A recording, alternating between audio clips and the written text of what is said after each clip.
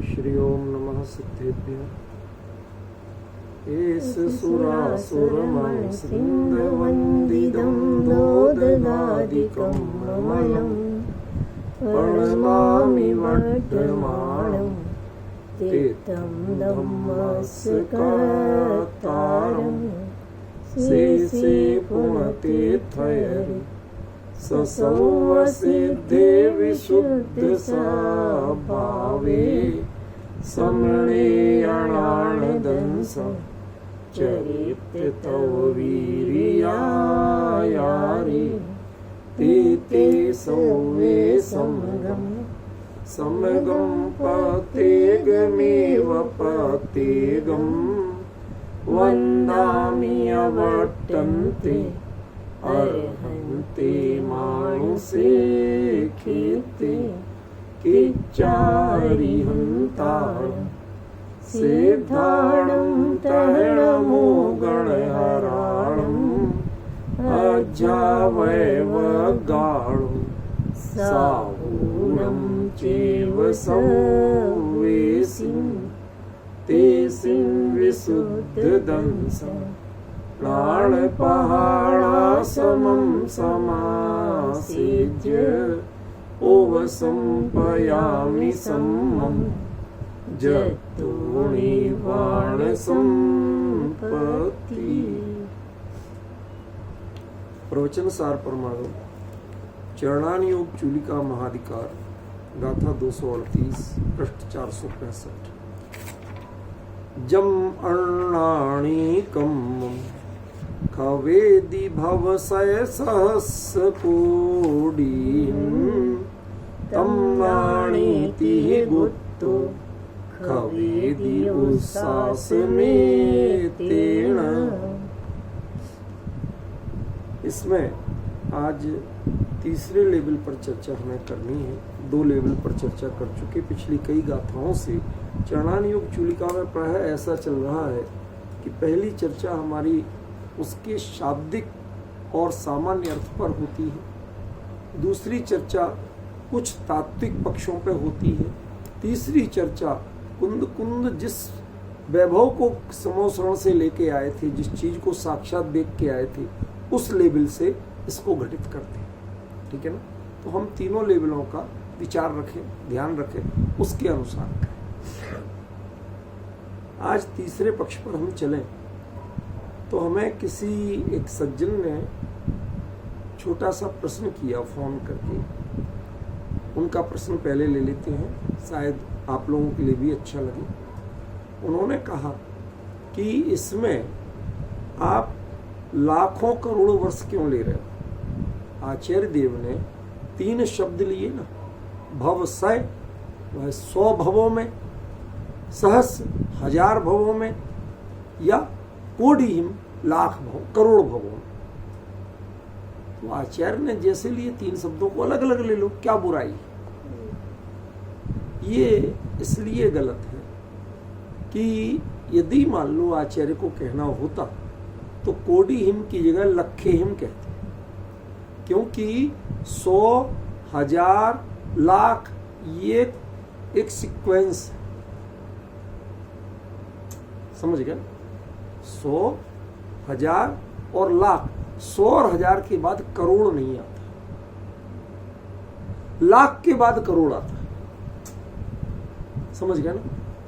और पहले एक परिपाटी थी, कुंद कुंद के काल में भी, खारवेल के काल में भी, सम्राट अशोक के काल में भी, और उसके पहले, कि लाख नाम का शब्द प्रचलित ही नहीं था। उसे 100, 1000 ही कहा जाता था। अशोक के उसमें शिलालेख, समझ गए? अशोक के शिलालेख में, खारवेल के शिलालेख में सैकड़ों बार ऐसे प्रयोग आए हैं कि जब उन्होंने 100, 1000 शब्द का प्रयोग किया, लाख का प्रयोग नहीं। तो जब ये 100, 1000 हो गया माने लाख हो गया, 100, 1000 माने 1 लाख, तो लाख और करोड़, तो सीक्वेंस तो ऐसा, यदि तुम्हें 2 लेना है, भिन्न भिन्न भी लेना है, तो कैसा बनेगा? लाखों करोड़ों भवों में, ऐसा तो बन सकता है कदाचित, लेकिन 100 भवों में, 1000 भवों में और करोड़ भवों में ऐसा नहीं बन सकता। देखो, आप लोगों को जब अभ्यास करते हैं तो एक एक शब्द की हर बारीकी से जाओ, भाषा से भी जाओ, ताकि आपका श्रद्धांकल के दिन विचलित ना हो। क्या साहब मैंने तो ऐसा बताया था, दूसरा कुछ कह रहे तो आप डगमगा जाए। तो आपको दृढ़ रहे, इसके लिए आप खुद समझो पहले बारीकी से, एक एक शब्द की बारीकी समझो, ठीक है ना। और उन्होंने, आचार्य ने विभक्ति कहां दी? कोडिहिम में दी। नहीं तो क्या कहते? भवसय सहस्यहिम कोडिहिम। यदि दोनों को अलग अलग कहना होता तो 2 बार विभक्ति देती। समझ गए? उन्होंने विभक्ति अकेले वहीं दी। इसका मतलब लाखों करोड़ भवों में। पॉइंट समझ गए? अब थोड़ा सा और विस्तार में जाए। देखो, अपन को आध्यात्मिक गहराई में जाना, पर हम बात थोड़े से दूसरे पक्ष से शुरू कर रहे हैं। लाखों करोड़ भव माने क्या? 1 लाख में 1 करोड़ का गुणा करो। समझ गए भाई? अपन तरीका लेना। अब उसको भी बहुवचन बना दिया, माने करोड़ नहीं रह गए, करोड़ों। तो फिर लाख का भी लाखों, ठीक है ना। तो लाखों करोड़ भवों में, तो इसकी जो विस्तार पहुंचता है वो लगभग 2000 वो अर्धपुद्गल परावर्तन काल का माना जा सकता है, मोटा मोटी। इसका मतलब है कि जो जीव पुण्य की आराधना में, देह आश्रित धर्म की आराधना में निरत है, उसमें अपना हित मानता है, देह सूख जाएगी लेकिन तेरे कर्म नहीं सूखे। पुण्य बंध जाएगा, ये मैं मानता हूं, पाप नहीं बंधेगा, ये तो मानता हूं, बड़ी ईमानदारी से मानता हूं। यदि तू सच्चे भाव से करेगा तो पाप नहीं बंधेंगे, पुण्य बंधेंगे, और उत्कृष्ट पुण्य भी बन सकता है। लेकिन दुनिया में तीर्थंकर के अलावा सबसे उत्कृष्ट पुण्य जितने भी हैं, उन पुण्य की दुर्दशा क्या है? तीर्थंकर के तो मोक्ष जाने का अविनाभाव संबंध होता है। आप जो चरम शरीर जब होता है तो वो उस भाव से मोक्ष जाते ही जाते, और मोक्ष जाना है तो दीक्षा लेंगे ही लेंगे, घर में तो जाते नहीं। समझिए, जैसे श्वेतांबर मान लेते तो वो तो घर में हो जाएगा, ये हो गया, झाड़ू लगाते लगाते मुख, ये सब बेकार की बातें। आपने किसी अच्छी बात का दुरुपयोग कर दिया। अच्छी बात क्या थी भैया? बाहरी संयोग ये आपके परिणामों के नियामक नहीं। जिन शासन में विपिन जी क्या बात कही गई थी? आप संयोगाधीन दृष्टि से परिणामों की स्थिति का निर्णय नहीं कर सकते। कई लोग किन परिणाम परिस्थितियों में हैं, लेकिन उनके परिणाम बहुत अच्छे हो सकते हैं। कई लोग क्या कर रहे हैं, परिणाम बहुत बुरे हो सकते हैं। बाहर में क्रिया बहुत अच्छी कर रहे हो सकते। समझ में आया? किस भाव से क्या कर रहे हैं। अच्छा, एक छोटी सी चीज और बताओ। अब आज की चर्चा बहुत गंभीरता से लेना, खतरनाक बम विस्फोट जैसी बातें कर रहा हूं, लेकिन पूरी जिनवाणी की जिम्मेवारी से कह रहा हूं। देखो भैया, एक सरल दृष्टांत दूं, फिर सिद्धांत पे आता हूं।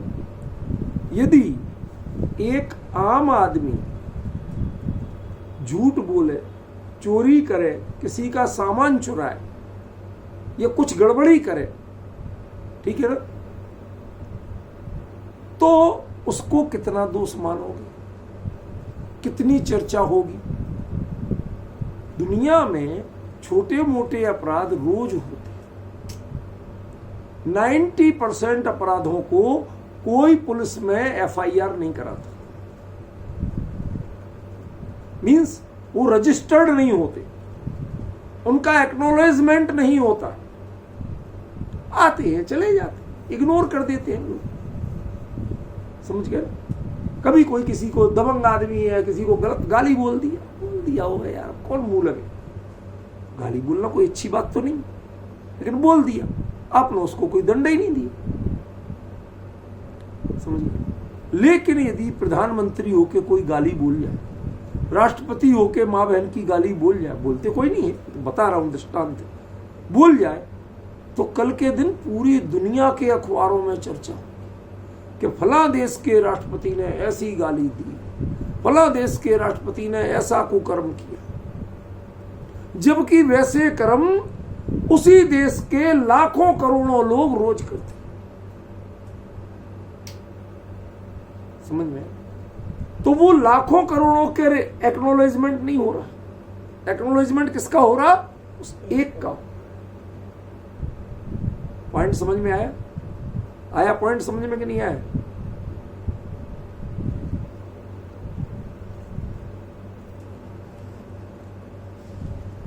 आवाज में समझने की कोशिश करो, पहले बात समझो तब उत्तर मिलेगा। क्या कहा मैंने?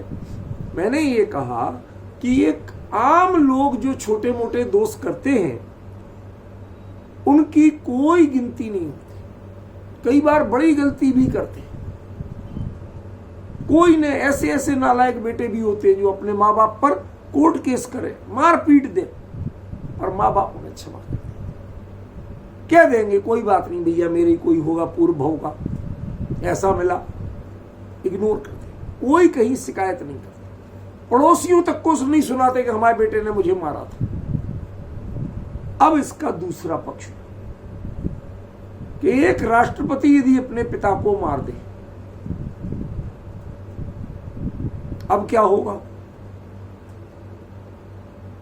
मतलब इतना लोकापवाद होगा कि पूरी दुनिया में वो किसी मंच पर मुंह दिखाने काबिल नहीं बचे।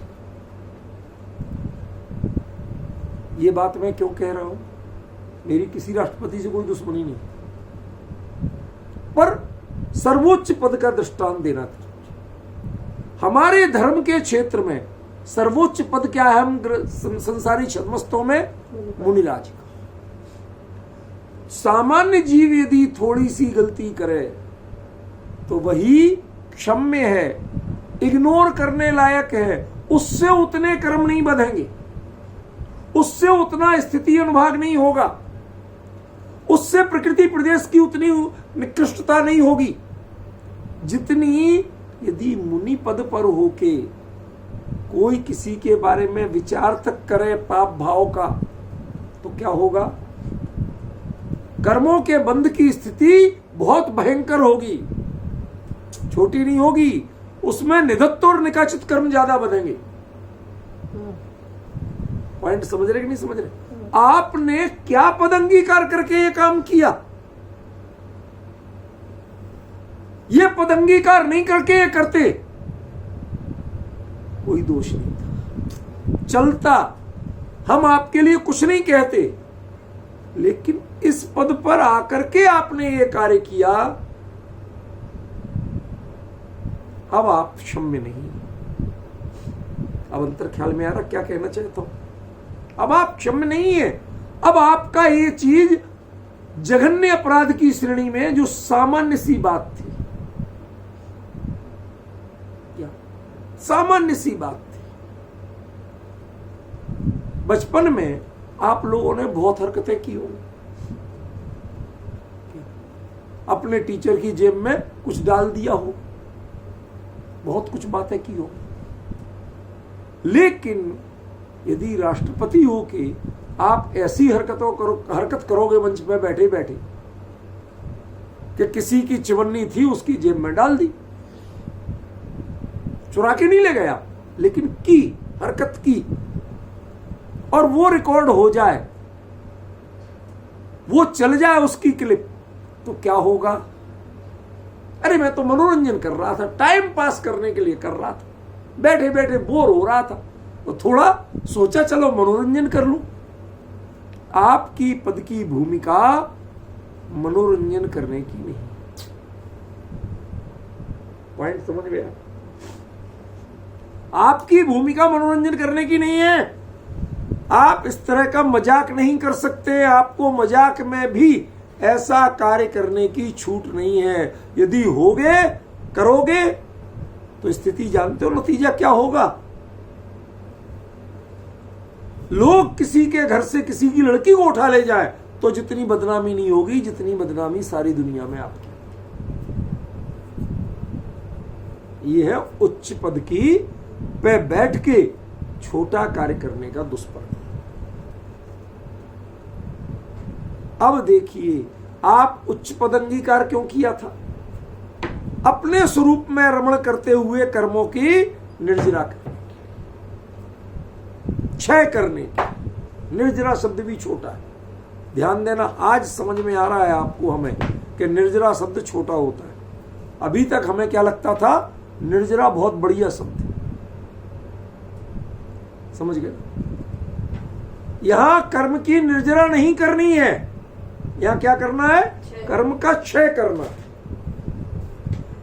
निर्जरा तो कोई भी कर लेता है, वास्तव में जो मोक्ष का साधक है, मोक्षगामी जीव, वो क्षय करता है। अपुनर्भव की कामना जिसके है, वो कर्म का क्षय करता है। उसका टारगेट कर्म का क्षय करना होता है, उसका टारगेट कर्म की निर्जरा करना नहीं।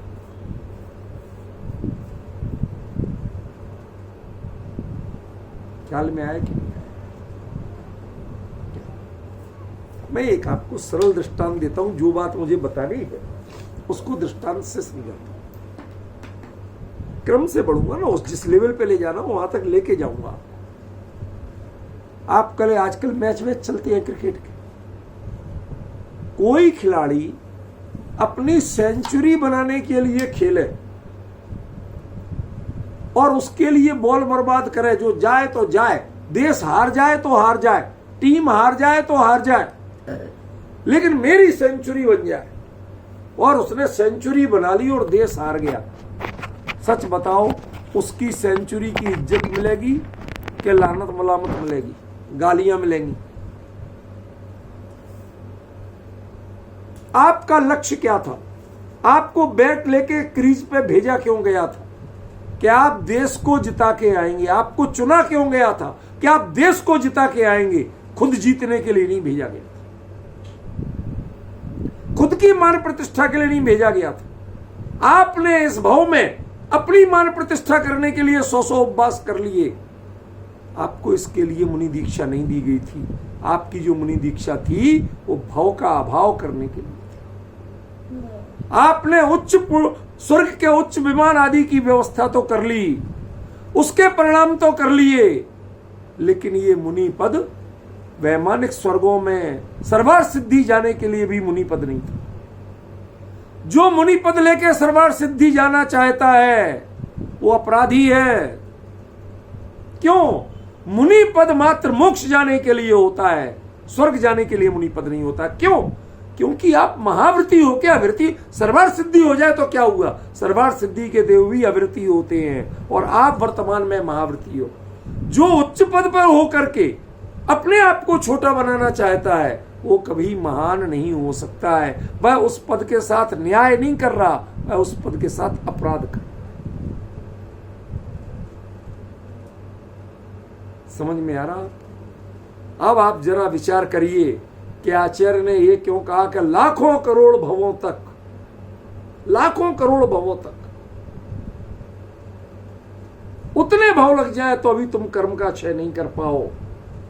और ज्ञानी अपने अंतर में उतरा नहीं, बस एक चीज ध्यान रखना, किस भाव से उतरेगा। क्या? जैसे एक बल्लेबाज ने दे धनादन मारे, दे धनादन मारे, जीत के मुहाने तक पहुंचा दिया, सेंचुरी से चूक जाए, खुद आउट हो जाए, लेकिन देश को जिता जाए। क्यों भैया? वो सेंचुरी से बड़ा माना जाएगा कि छोटा? रिकॉर्ड में सेंचुरी भले ही जाती हो, लेकिन लोग भक्तों के, जो आपके भक्त हैं, उनकी दृष्टि में जब आप देश को जिताते हैं तब महान होते हैं। कितने रिकॉर्ड बनाते हैं, इससे महान नहीं होते। ऐसे ही जो कर्मों को जीतते हैं वो मोक्ष मार्ग में महान होते हैं, वो मोक्ष मार्ग के नेता होते हैं। जो कर्मों को नहीं जीत पाते और रिकॉर्ड जितने चाहे अच्छे बना लें, कितने ही व्रतों के, कितने ही उपवासों के, कितने ही महाव्रतों के, जितने चाहे रिकॉर्ड बना लें, इनसे रिकॉर्ड तो बन जाएंगे, शील्डें मिल जाएंगी, लेकिन ध्यान रखना तुम्हारा देश हार जाएगा, ये मुनि धर्म हार जाएगा, कि जो स्वर्ग के लिए,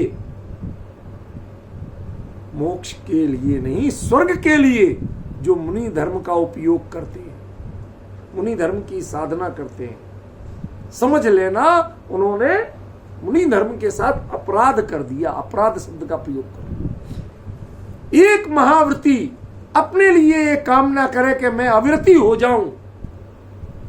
अरे भाई, उच्च स्वर्ग की भावना करना। हमारे कुंद कुंद विदेश क्षेत्र गए क्यों थे? पीड़ा क्या थी? यही पीड़ा थी कि यदि भरत क्षेत्र में रहते हुए मोक्ष का पुरुषार्थ नहीं हुआ तो ये तो तय है भैया कि नकली साधु तो थे नहीं, तो स्वर्ग में तो जाएंगे लेकिन महाव्रती से अविरति हो जाए। वो पीड़ा, वो व्यथा हृदय में नहीं समाई और आखिरकार विदेश क्षेत्र चले गए। भगवान, ये पीड़ा मेरे हृदय में बड़ी भयंकर हो गई है, प्रति क्षण सालती है। कैसे अविरतपने को सहूंगा? जरा ध्यान दीजिए रूपलवेन क्या कह रहा हूं, क्या उनकी पीड़ा को जरा हृदय में अनुभव करने की कोशिश की। क्या कहा होगा सिमंदर परमात्मा के दरबार में खड़े होके, प्रभु क्या ऐसी बात हुई थी कि जिसके कारण मैं पुनः अविरत को भोगूं, उन परिणामों में जाऊं? कहा महाव्रत का आनंद, महाव्रत माने अकेले पंच महाव्रत की बात नहीं कर रहा हूं, अत्यंत विरक्ति का आनंद जिसने लिया हो उसे अविरत की कार्य करना पड़े। बड़ी पीड़ा की बात, बड़ी पीड़ा की बात, समझ में? अभी भी कई ऐसे लोग हैं, एक मिले मुझे फिल्म के एक्टर, कहते साहब मेरा त्याग है, मैं कभी छूता तक नहीं हूं ड्रिंक को। तो कोई बोले कि फला फिल्म में तो आपको हमने पीते देखा। कहते भैया सच बताऊं तो पूरा धो पहुंच के और बड़ी मुश्किल से वो कलर मैच मिल हो पाया, वो चीज हमने अपने घर का बना हुआ शरबत पिया था। आपने इतना तो किया, लेकिन आपके एक्शन को देख के, आपके एक्टिंग को देख के कितने जीव पीने की प्रेरणा लेके पियक्कड़ बन गए। उनके पाप का निमित्त कौन है, ये तो बताओ। देखो, अब आप देख रहे कि नहीं, उसने कोई शराब नहीं पी, मद्यपान नहीं किया, अपना नियम नहीं तोड़ा, समझ रहे, लेकिन वैसा एक्शन किया खाली। सात्विक उससे मिलती जुलती चीज डाल के पी और उसको रोल मॉडल बना के जो चले थे, उन लोगों ने कहा तो यही किया था कि ये मदिरा है, उन्होंने उसको आकर्षण बना लिया, पीना शुरू कर दिया। कितने घर परिवार बर्बाद हो गए। उसके पाप का, इस दुर्दशा का कारण कौन है? वो पाप का बंद आपको जाएगा कि नहीं? जब मैंने ये कहा, वो खड़ा हो गया, आंखों से आंसू झरने लगे। कहते भाई अब मैं ये लाइन छोड़ने को तैयार हूं, लेकिन मैं अब ये काम नहीं करूं।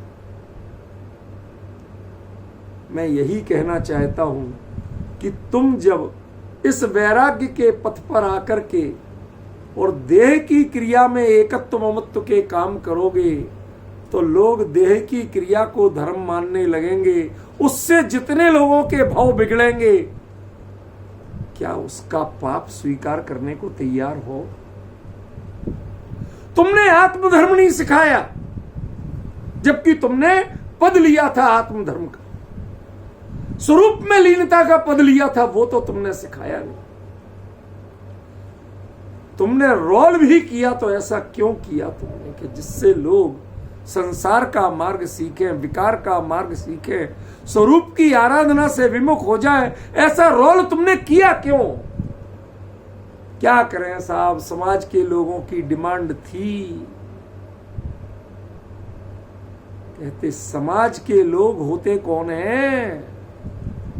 हमारे टोडरमल जी कहते हैं, जाते मिले समाज सब वीतराग विज्ञानता की चर्चा करो, इससे जो मिले उनका नाम समाज है, और जो विषय कसाई के लिए मिले वो असामाजिक तत्व है, वो समाज है ही नहीं। हमारे टोडरमल जी की परिभाषा एकदम अलग। जो अपने स्वार्थों की सिद्धि के लिए आपके पास आते हैं और आप मुनि पद पे होके कहते क्या करें, अब वो आशीर्वाद मांगने आया था, अपने आशीर्वाद से भी मना कर। अरे आया काय के लिए? महाराज आशीर्वाद दो, मेरी बिटिया की शादी नहीं हो रही, जल्दी हो। ये देखो, तुम्हारा काम आशीर्वाद देना नहीं है, बिल्कुल नहीं है। आशीर्वाद दो तो धर्म वृद्धि का। तुम यदि नहीं हो रही है तो बहुत अच्छा है, संयम के मार्ग पे बढ़ो, ज्ञानाराधना के मार्ग पे बढ़ो, अपने स्वरूप को पहचानने की कोशिश करो, इस नरभव को सफल करो। इस नरभव की सफलता शादी में नहीं है, इस नरभव की सफलता विषय के सेवन में नहीं है, इस नरभव की सफलता भाव का अभाव करने में। वो क्यों नहीं कर रहे आप? वो तो उपदेश दिया नहीं। क्या करें साहब, ये कह रहे थे, इसलिए हमने तो मंगल आशीर्वाद लिख दिया। क्यों? समझ रहे आप? ये कारण है कि आपके तो क्षय ही नहीं होंगे, लाखों करोड़ भवों में भी क्षय नहीं होंगे। ये लाखों करोड़ भवों में भी क्षय किसके होते हैं? जरा विचार करना। लाखों करोड़ भवों में भी क्षय किसके होते हैं? जो आप बिल्कुल सही बस कमी कितनी कि आपका फोकस मन वचन काय की क्रिया संभालने पर है, उससे कोई दोष ना हो जाए इसे संभालने पर है। मुझे एक श्वेतांबर कवि जयवल्लभ सूर्य, यद्यपि वो धार्मिक नहीं लिखा उन्होंने कुछ भी, लेकिन उनकी नीति की बातें बहुत याद आती। वो एक छंद लिखते हैं कि एक गरीब की बहू, उसका दुधमुआ छोटा बच्चा तेज आंधी में घर का छप्पर उड़ गया। कच्चा घर था, बहुत तेज आंधी आई, छप्पर उड़ गया। अब मूसलाधार बारिश हुई, बचने को कुछ नहीं, पेड़ के नीचे जाके बैठ गई, तब भी पेड़ से भी पानी गिर रहा। अब उसे डर है कि ये बच्चा कहीं भीग के बीमार ना हो जाए, छोटा बच्चा। तो वो क्या करती है, ऐसे गोदी में लेके बिल्कुल उसके ऊपर औंध जाती है कि जितना पानी पड़ना मेरे ऊपर पड़ जाए, मेरे बच्चे के ऊपर ना पड़ जाए। कवि जयवल्लभ सूर्य लिखते हैं कि वह अपनी दुर्दशा पे साथ में रो भी रही है। कहते वो उस पानी से, बारिश के पानी से बच्चों को बचा लेती है, लेकिन आंसुओं के पानी से गीला कर देती है, उससे नहीं बचा पाती। सोचिए, क्या आपने किन से बचाया, कहां से बच के आए? संसार, शरीर, भोग, सबसे बच के वैराग्य के मार्ग पे आए थे। आए काय क्यों थे? अपने स्वरूप को उन्नत करने के लिए, अपने स्वरूप में लीन होने के लिए, कर्म का क्षय करने के लिए। आप कर्म की जाति बदलने में लग गए, कर्म का क्षय करने में लग गए। ये है पीला, ये है पीला, ये है अज्ञान भाव। मुनि धर्म है काय के लिए? तुम यही नहीं पहचान पाए आज तक। ये पिच्छी कमंडलू है काय के लिए? ये नहीं पहचान पाए। आपने कमंडलू को शौच का चिन्ह माना, साधन माना, और पिच्छी को जीव दया का माना। ये बड़ी गलती कर दी। ये दोनों इनके चिन्ह नहीं है, ये इनसे ये दो काम किए तो जाते हैं, लेकिन इनके चिन्ह नहीं है। ये उन परम दिगंबर वीतराग वैराग्य की मुद्रा, मुनि मुद्रा के चिन्ह है। जो मुनि मुद्रा अपने स्वरूप की साधना के लिए जानी जाती है, जो देह की आराधना के लिए नहीं जानी जाती। ये उस मुनि मुद्रा के चिन्ह है। खबरदार जो इनको तुमने संयम का उपकरण कहा। क्या कह रहा हूं? खबरदार जो तुमने इनको, किसी को शौच का और किसी को जीव दया का उपकरण कहा।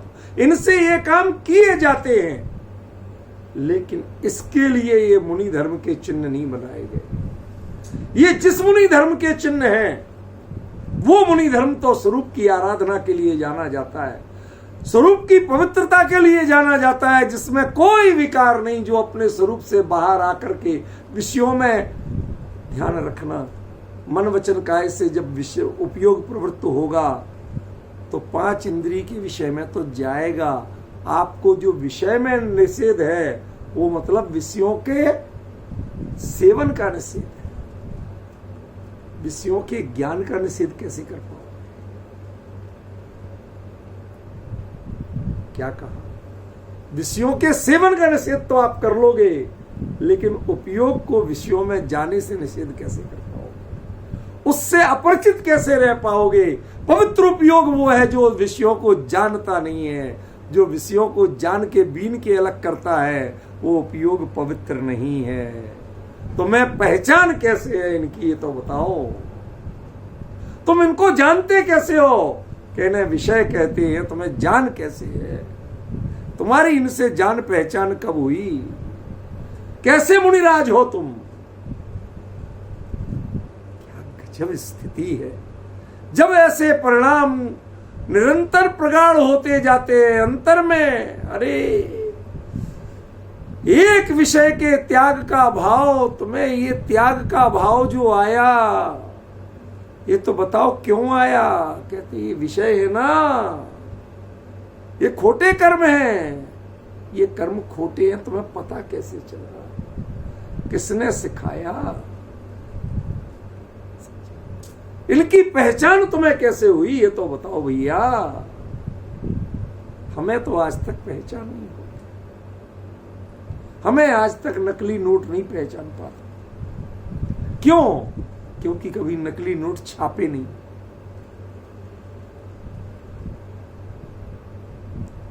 समझ रहे हो आप?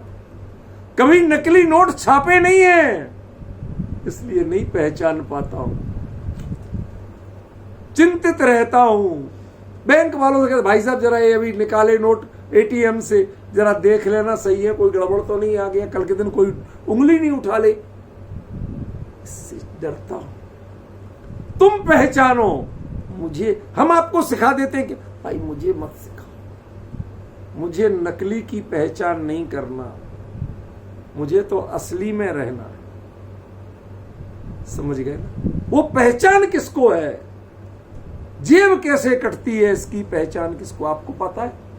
आपके जेब से उंगली कैसे लोग, कोई कहते एक वकील साहब थे, हाई कोर्ट के वकील, जबलपुर हाई कोर्ट के वकील, मुझे सिखाते, कहते साहब वो लोग ऐसे उंगलियों में कुछ छड़ फंसा के ऐसी तिरछी कर देते हैं जो नॉर्मली हमारी नहीं होती, लेकिन जेब का तो वो उनको डाल के कब पैसा निकाल लेंगे आपको पता ही नहीं चलेगा। आप तो ऐसे निकालना जानते हैं ना, आप ऐसे, वो ऐसे में पकड़ लेते हैं, ऐसे जो आप ऐसे पकड़ते हैं वो ऐसे में। तो ऐसे में तो उंगली 3 उंगली होती ना, तो ये 3 या 2, तो 2 अलग दिशाओं की हैं, तो उससे चौड़ाई बढ़ जाती है, तो आपको पता चल जाता है। कहते वो ऐसे करते हैं। डॉक्टर वकील साहब मुझे क्षमा करो, मुझे जेब कतरी की गुर मत सिखाओ। मेरी एक बार जेब कट जाए मुझे मंजूर है, लेकिन जेब कैसे कटती है ये जानना मुझे मंजूर है, कैसे काटी जाती है मुझे जानना मंजूर नहीं। इस उपयोग को लगाना तो उस कार्य में लगाओ जो अचौर्य के कार्य हैं। चौर्य की कलाओं में मेरे उपयोग को मत लगाओ। एक प्राकृत के कवि हुए, जैन नहीं थे, उन्होंने एक नाटक लिखा मृच्छकटिकम या कोई और था शायद, उसमें वो एक बड़ा विचित्र प्रयोग करते हैं। एक गरीब ब्राह्मण था, वो अपने दोस्त की संगति में चोरी करना सीख गया। अब वो जहां चोरी करने जाते तो पहले ये जो वास्तु होता है ना इनका, सोकल्ड वास्तुशास्त्र, कहां क्या होना चाहिए, तो वो चोरों के बड़े काम आता था। कि क्यों? कि तिजोरी कहां होगी, कि घर के किस कोण में बनाई जाती है, इस कोण में बनाई जाती है, तो भैया अपन उसी कोण में सेंध लगाओ, सीधे माल पे हाथ पड़ेगा। तो वो कहता साहब अब नापे कैसे, कितनी दूरी पे होना चाहिए, सीख तो लिया वास्तुशास्त्र, अब नापे कैसे? तो नापने के लिए जो फीता लाते थे, भाई घर की लंबाई चौड़ाई के हिसाब से नापे किस कोण में रखी होगी, तो वो नापने के लिए कुछ नहीं, लाना भूल गया। तो वो सर्वलिक नाम था उसका, कैरेक्टर का नाम सर्वलिक था। तो वो सर्वलिक नाम का ब्राह्मण अपना जनेऊ उतारता है और उतार के कहता है, हम जैसे चोर ब्राह्मणों के लिए जनेऊ का इससे बढ़िया उपयोग और क्या हो सकता है। अब सोचिए उनके यहां जनेऊ पाप भावों से बचने के लिए प्रयोग किया। अपने यहां तो कहीं है ही नहीं। हमारे यहां जो सिखाते हैं जनेऊ के जबरदस्ती के बंधन, वो अपवित्रता सिखाते हैं। क्यों? हमारे यहाँ श्री जी को, भगवान को, जिन बिंब को स्पर्श नहीं कर सकते आप जनेऊ लेके, कलावा बांध के स्पर्श नहीं कर सकते। क्यों? क्योंकि जैसे बिना धुले कपड़े से पहन के आप या घर के धुले हुए कपड़े भी हो तो भी आप उनसे नहीं छू सकते, ऐसे ही ये घर के कपड़े हो गए, इनको पहन के आप लैट्रिन बाथरूम हो गए, इनसे आप स्पर्श नहीं कर सकते। इसलिए जनेऊ हमारे यहाँ निषिद्ध है। जो लोग सिखाते हैं वो जिन धर्म के विपरीत सिखाते हैं। हमारे यहाँ कहीं नहीं आया जो आचार्य जिनसेन के आदि पुराण में या महापुराण में बताते हैं कि चक्रवर्ती भरत ने कि ये सब मिथ्यात्व फैलाए गए, कहीं नहीं कहा हमारे। समझ गए ना? वो मिलावटी माल है, प्योर माल नहीं है। आचार्य जिनसेन का आमना नहीं है वो, समझे? तो वो जो उनके ब्राह्मणों क्या होता है, वो उसे पवित्र मानते हैं, है भी। वो जिस संकल्प से लेते हैं वो अच्छा है उनके लिए, उनकी मान्यता के अनुसार। वो उसका प्रयोग पापों से बचने के लिए करते हैं। लेकिन कर क्या रहे हैं? चोरी के लिए उसका उपयोग, कहां सेंध लगाए इसके नापने के लिए उपयोग करते हैं। तो कवि कहता है, भैया इससे बड़ी विडंबना क्या होगी? अरे तू तो ब्राह्मण है, तूने तो जनेऊ बड़े विनय से अंगीकार किया था, तू इससे पापों से बचने के लिए अंगीकार किया था, और तू इस जनेऊ का प्रयोग कर काहे में रहा है? चोरी करने में कर रहा है, पाप भाव करने में कर रहा है, पाप कर्म करने में कर रहा है। भाई तेरे लिए सजा बहुत होगी, तू करोड़ों भाव तक तुझे ठिकाना नहीं मिलेगा। अब कुछ बात समझ में आ रही मैं क्या कहना चाहता हूं? ऐसे ही ये संयम के चिन्ह तुमने अंगीकार काय के लिए किए थे, और पिच्छी मार के हम आशीर्वाद दें, इनका उपयोग लोक रंजन के लिए करें, ये बहुत बड़ा अपराध है। समझ में आया? इनमें परिग्रह बुद्धि भी आप नहीं कर सकते हो। ये मेरी पिच्छी और मेरे कमंडल का भाव तक नहीं कर सकते हो। आपके स्वरूप की गरिमा कुछ और है। आपके स्वरूप ये तो लिए, यदि मैं स्वरूप में गया और कदाचित नहीं टिक पाया तो इनकी जरूरत पड़ सकती है। यदि कोई दीक्षा लेते ही अपने उस समय पिच्छी कमंडल रखे जाएं, फिर वो अपने जो सामायिक छेदोपस्थापना के बाद परिहार विशुद्धि सूक्ष्म संप्राय यथाख्यात में बढ़ जाए और पिछी कमंडल को एक बार हाथ तक ना लगाए, तो वो पिछी कमंडल पवित्र हुए कि नहीं? कि वो परम पवित्र हो गए। जिसका उपयोग नहीं करना पड़ा वो ज्यादा पवित्र हैं। क्यों? क्योंकि वह ऐसे महापुरुष के हाथ में लगे थे कि जिसने दोबारा उनको हाथ नहीं लगाया था।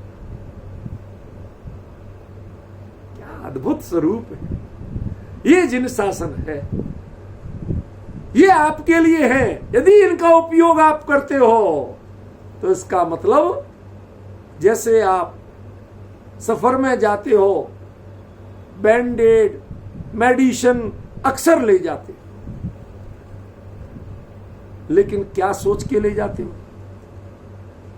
कि चोट कोई का यार हर बार लाते हैं, आज तक काम नहीं आई, इसका दुख मनाया कभी आज तक? क्या हर बार लेके आते हैं, आज तक काम नहीं आई? अरे खुशी मनाओ कि तुम इतने स्वस्थ हो कि तुम्हें इनका उपयोग नहीं करना पड़ा।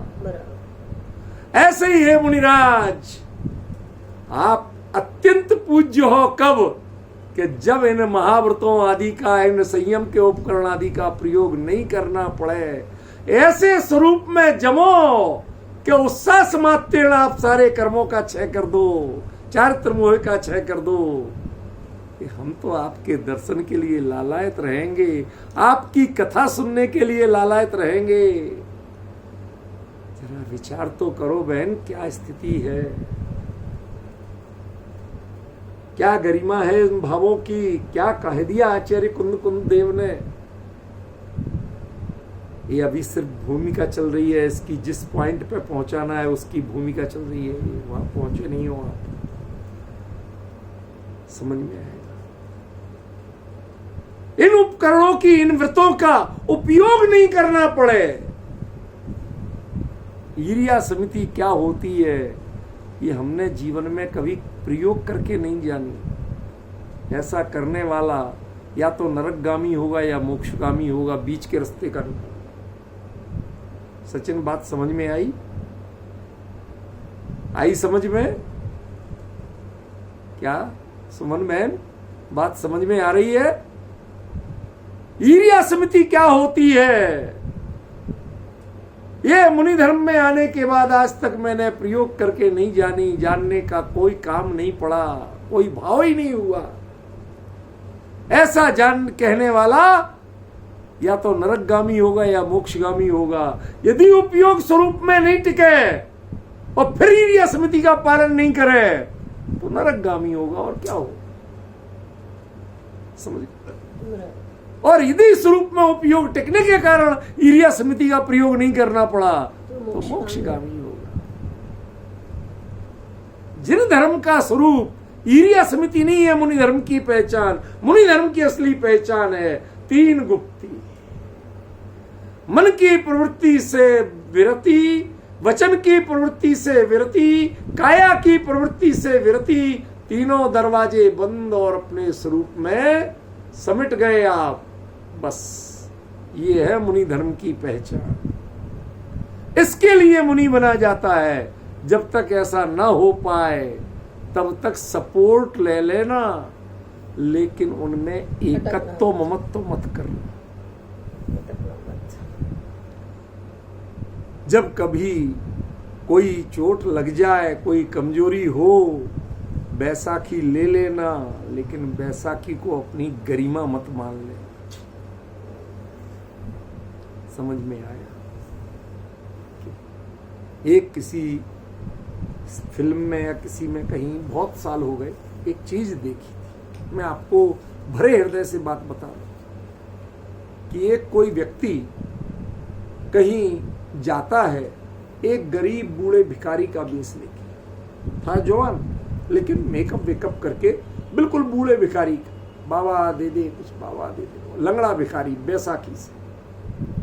और उस बैसाखी में बंदूक की सेटिंग करके जाता है। जहां वो पकड़ता है वहां उसके स्विच की सेटिंग करके जाता है। और जाके उसको वाह बाबा दे दे, बाबा भूखे को दे दे, बाबा ये, और उसको देखते ही गोली मार देता है। तो किसी ने कहा अपराध इतना नहीं है कि तूने उसकी हिंसा की, उससे बड़ा अपराध ये किया कि कोई बूढ़े को, बीमार को, गरीब को, उनकी विश्वसनीयता की हत्या कर दी तूने। ये सबसे बड़ा अपराध किया। जो बैसाखी सहारे का चिन्ह थी उसको तुमने हिंसा का उपकरण बना दिया। ये सबसे बड़ा अपराध किया। कल के दिन बैसाखी शक की नजर से देखी जाएगी, बूढ़े शक की नजर से देखे जाएंगे, बीमारों पर शक किया जाएगा, उनको कोई ईमानदारी से विश्वास करके मदद नहीं करना चाहेगा। ये तुमने विश्वास की हत्या की है, सबसे बड़ा खतरनाक। इसी प्रकार ये मुनि धर्म के जो साधन थे, ये साधन तब तक पवित्र थे जब तक ये सहारा थे। जब इनको आपने गर्व का रूप बना लिया, एकत्व ममत्व का रूप बना लिया, इनको अपनी आप शान समझने लगे। एक मिले मुझे ऐसी मुनिराज, ठीक है, स्नान वृत्ति थे, नहीं करते होंगे तो जगह जगह मैल जमा शरीर, ऐसी मोटे मोटे पपड़े भी।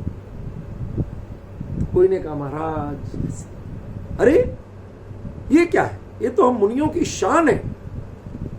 हमने कहा महाराज अभी तक तो आप अच्छे लग रहे थे, मुझे अब नहीं लग रहे। कि क्यों?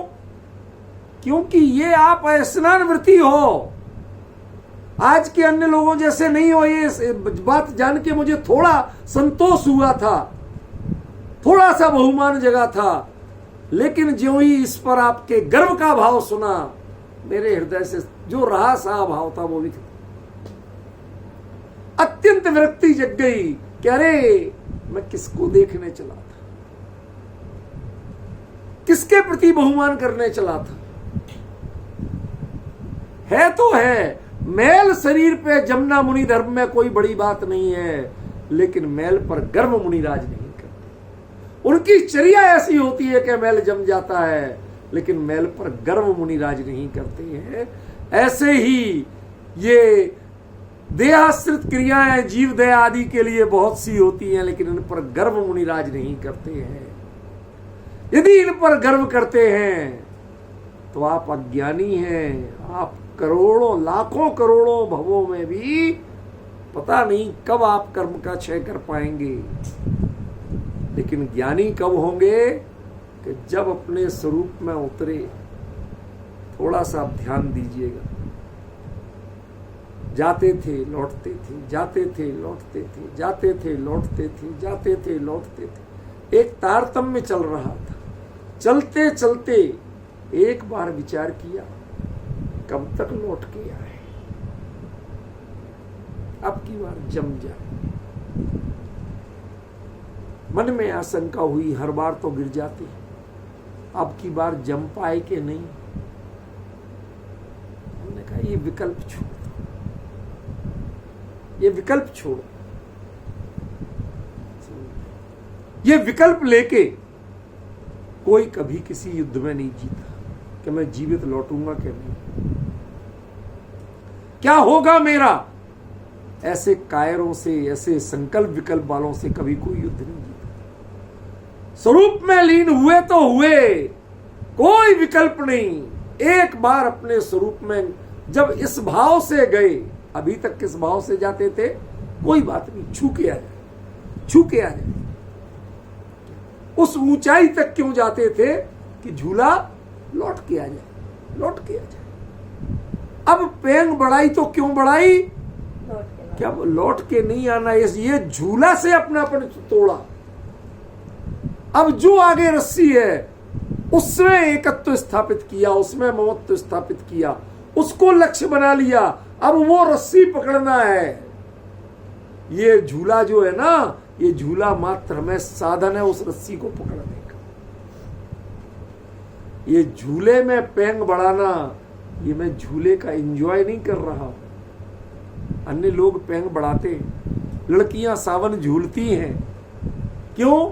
खूब पेंग बढ़ाती हैं, लेकिन वो पेंग बढ़ाती हैं दोला करने के लिए, आगे पीछे होने के लिए। ऐसे ही छेदोपस्थापक श्रवण, वो दो पेंग बढ़ाते हैं, कोशिश करते हैं, काय के लिए? सात में से छठ में, छठ में से सात में, सात में से छठ में, छठ में, ये इसके लिए करते हैं।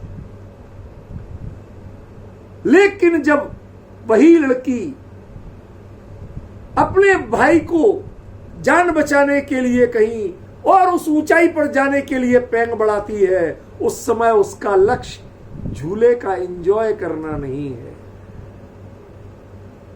कुछ अलग बात बता रहा हूं, थोड़ा गंभीरता से सुनना। दृष्टांत सीमित होता है, अभिप्राय असीमित होता है, आपको अभिप्राय पकड़ना है।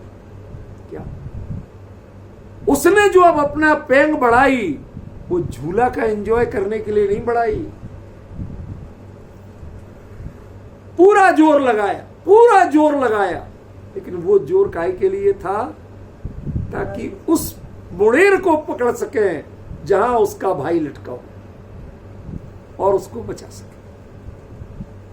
समझ गए?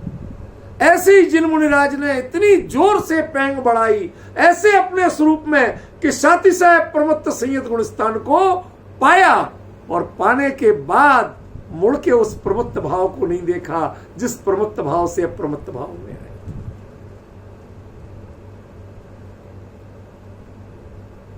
फिर जो स्वरूप को देखा, देखने के बाद ऐसे जमे। क्यों? क्योंकि इसके पहले के स्वरूप नहीं दिखता था। दिखता तो वो तब भी था, अनुभव तो तब भी होता था, लेकिन उस अनुभव का उद्देश्य उस स्वरूप में रमना नहीं होता था, वह दोला झूलना होता था।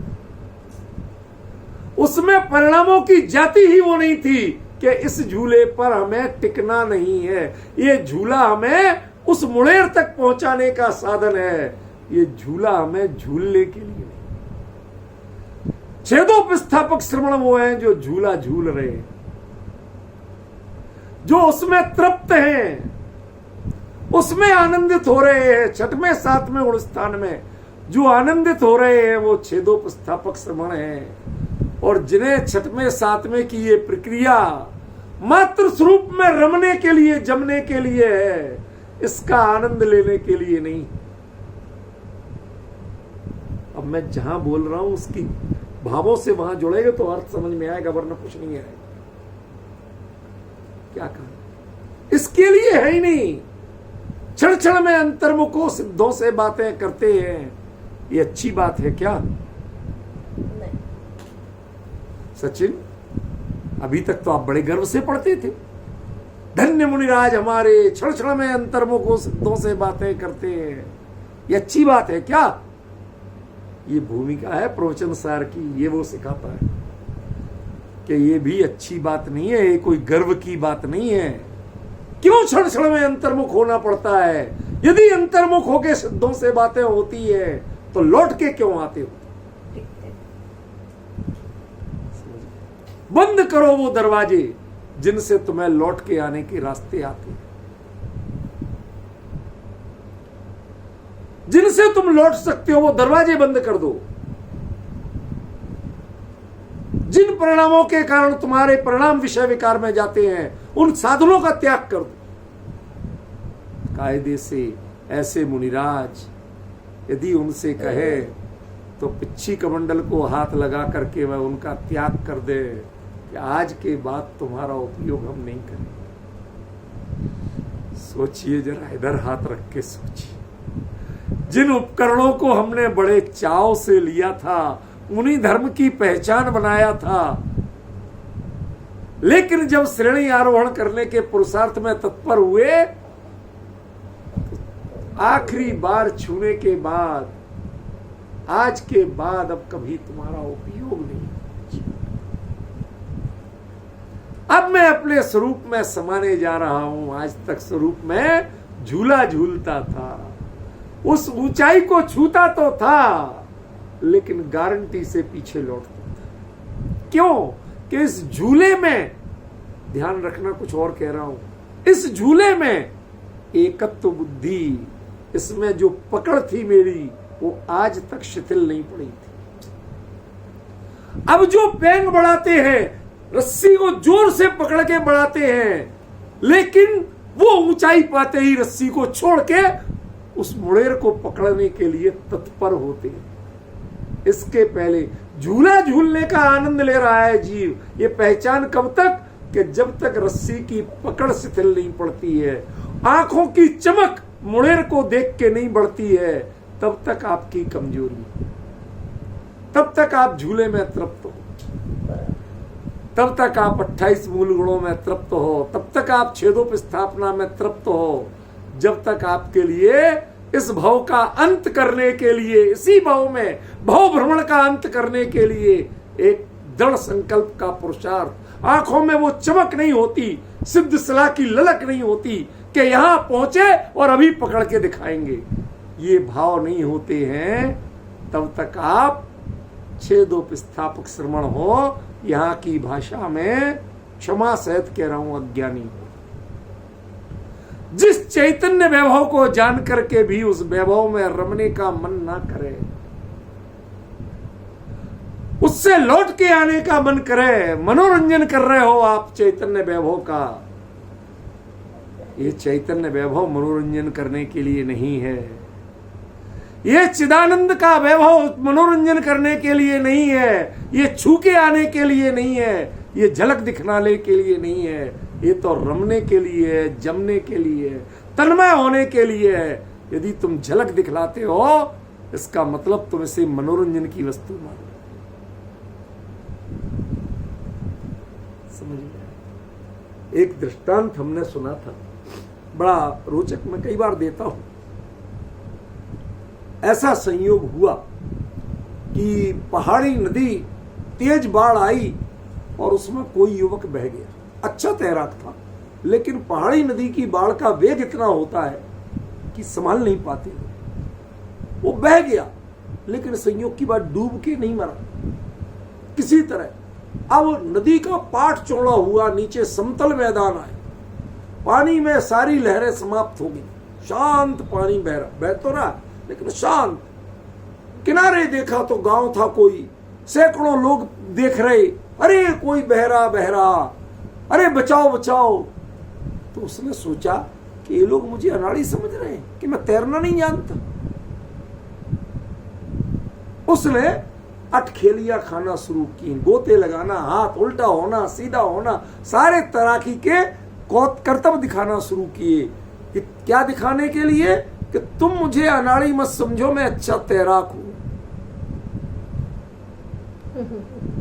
नतीजा क्या हुआ कि वो स्थिति थोड़े काल की थी। जमीन, नदी के नीचे की जमीन जब समतल होती है तो ऊपर का पानी शांत होता है। थोड़े से आगे चलते ही वो नदी झरना बनने जा रही थी। बह के गिरा, शतखंड हुआ, सहस्र खंड हुआ, कोटि खंड हुआ, कुछ पता नहीं चला कि कितने खंड हुआ। यही उपयोग की स्थिति हुई। जिस समय तुम्हें संभालना था, स्वरूप में संभालने के लिए मुनि पद था, और आपने इस मुनि पद के कर्तव्य दिखाने के लिए बना लिया। ये लौट के आना, आपने स्वरूप को, हाँ मैं भी स्वरूप को जानता हूं। अरे क्या स्वरूप को जानते हो? तुम छू छू के आते हो। कितनी ऊंचाई तक पेंग बढ़े इंपॉर्टेंट नहीं है, तुम ऊंचाई से लौट के आते हो या ऊंचाई पे पहुंच के वहां रुकते हो, ये महत्वपूर्ण है। छेदोपस्थापक कब तक हो? कि जब तक आप इस झूले का आनंद ले रहे। ये झूला आनंद की वस्तु नहीं है, पुरुषार्थी जीवों के लिए उस ऊंचाई तक पहुंचने का साधन है जिस ऊंचाई से पुनः संसार में लौट के आना नहीं। इस जीवन का लक्ष्य नहीं है श्रांत भवन में टिक रहना, किंतु पहुंचना उस मंजिल पर जिसके आगे राह नहीं। ये कवि रामधारी सिंह दिनकर का है। इस जीवन का लक्ष्य नहीं है श्रांत भवन में टिक रहना, किंतु पहुंचना उस मंजिल पर जिसके आगे राह नहीं। ये झूला झूल रहे जो आप, छठवें सातवां गुण स्थान, ये कर्तव्य किसको दिखा रहे हो भगवान? जब उस चैतन्य को जानते हो, उसका पहचान है, वो तुम्हें हर अंतर मुहूर्त में दिखता है, तो तुम उसमें जमते रमते क्यों नहीं हो? लौट के आते क्यों हो? ये तो बताओ। यदि हमें मौका मिले तो हम तो उसमें जम के रह जाएं, रम के रह जाएं, लौट के आपकी ओर देखें तक नहीं। क्या छोड़ के गए थे इसका विचार नहीं करें हम। ऐसी स्थिति हो जाए, जो दरवाजे लौट के आने के लिए हम सारे दरवाजों पर ताला डालने को तैयार हैं, लेकिन मुझे अपने स्वरूप से बाहर आने का भाव नहीं है। अब तो जो पेंग बड़े हैं वो अपने स्वरूप में जमने और रमने के लिए हैं। जब ऐसी स्थिति होती है, कहते ये ज्ञानी है, इसने स्वरूप को समझा, क्योंकि इसे स्वरूप की कीमत है और भरोसा है कि इससे लौट के मुझे पुनः संसार में नहीं आना पड़ेगा। जिसने ऐसे भाव किए वो उत्साह समेत तीर्ण है, क्षण भर में उसको अंजन चोर की जानी है। क्षण भर में एक साथ काट दिए। वो कहते एक एक काट, गुरु कहता था एक एक काट, एक एक रणमोकार मंत्र पढ़ते जाओ, काटते जाओ, काटते जाओ, विद्या झेल लेगी। कहते काय की विद्या काय का क्या, हमें करना है तो एक बार में करना है, लौट लौट के बार बार नहीं करना। समझ में आ रहा है? वो एक झटके से किया, एक बार सारे द्वार बंद किए, अपने स्वरूप में लीन हुए। उस सांस में तेड़, जितनी देर में आपने सांस ली, कई बार कई सीन ऐसे होते हैं सामने टीवी पिक्चर आदि में कि सांस रुक जाती है। समझ में? जब वो हो जाता है काम तो सांस में सांस आती है। ऐसे ही मुनिराज श्वास का भी निरोध करके अपने स्वरूप में आरूढ़ हुए, दूसरे सांस ले रहे थे और वो स्वरूप में लीन हो गए, श्वासोच्छ्वास भी प्रक्षीण हो गए, अनंत अवस्था को प्राप्त हो गए। ध्यान रखना, अनंत अवस्था में श्वासोच्छ्वास की, श्वासोच्छ्वास प्राण कहने के होते हैं, लेकिन उनकी क्रियाओं की उनको जीवन के लिए अपेक्षा नहीं होती। वो हम लोगों जैसी सांस और निश्वास नहीं करते हैं, पता है आपको क्यों? क्योंकि यदि बाहर की सांस लेंगे तो शरीर में बाहर के जीव चले जाएंगे, और शरीर परमोदारिक हो चुका है, उसमें बाहर के जीव का प्रवेश निषिद्ध होता है। समझ में आया? ये अपने परिणामों की स्थिति ऐसे जानो कि कैसे उच्छ्वास में तेड़ है। अभी थोड़ा उच्छ्वास में तेड़ का अर्थ रह गया। मेरा भाव था कि आज पूरा कर लूंगा, पर हमें कोई लोभ नहीं है, कल करेंगे कि उच्छ्वास में तेड़ में कैसे होता है, ये शब्द आचार्य ने क्यों कहा, इसका मर्म कल बताऊंगा। आज समझ